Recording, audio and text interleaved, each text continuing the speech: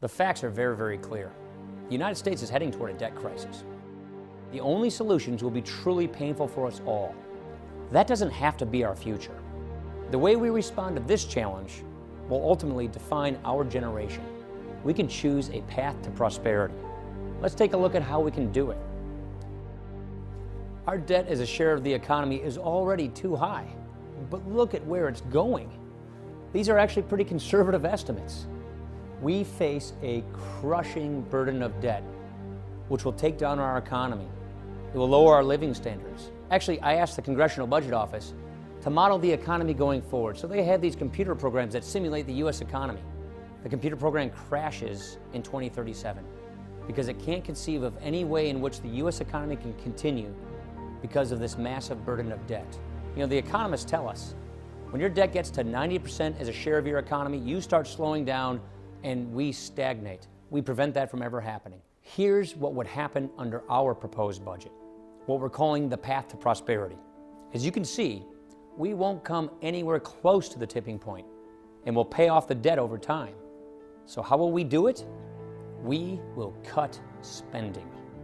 Washington's unsustainable spending is driving the nation's permanent plunge into debt. Look at the growth of government under the current path we are on. The government grows to such high levels that by the time my 3 children are my age, the government will be twice the size for them than what it is for me.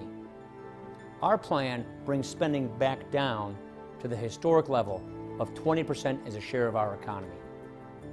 Washington has not been telling you the truth. If we don't reform spending on government health and retirement programs, we have zero hope of getting our spending and, as a result, our debt crisis under control.